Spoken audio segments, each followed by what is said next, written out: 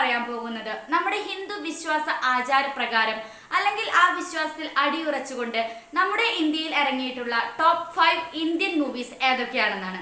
അപ്പൊ നമുക്ക് വീഡിയോയിലേക്ക് പോവാം. Number 5 RRR.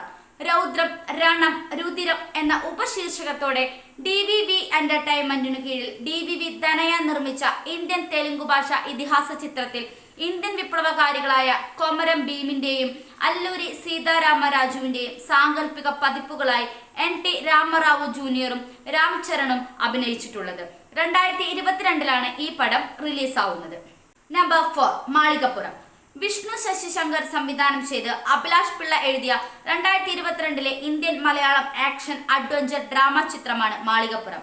ഉണ്ണി മുകുന്ദനോടൊപ്പം ദേവനന്ദയും അയ്യപ്പനെ കാണാനുള്ള ഭക്തിസാന്ദ്രമായ യാത്രക്കിടയിലുള്ള ദൃശ്യാവിഷ്കാരമാണ് ഈ സിനിമയിലുള്ളത്. അയ്യപ്പന്റെ ഭക്തരുടെ പുണ്യങ്ങളും നമുക്കതിൽ കാണാം. Number 3 Ram Sethu.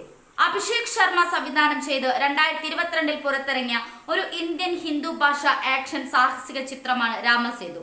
Akshay Kumar, Jacqueline Fernandez അഭിനയിച്ച ഈ ചിത്രത്തിൽ ആദംസ് ബ്രിഡ്ജ് അന്വേഷിക്കുന്ന ഒരു പുരാവസ്തു ഗവേഷകനെ പിന്തുടരുന്നു. Number 2 Ramayana the legend of Prince Rama.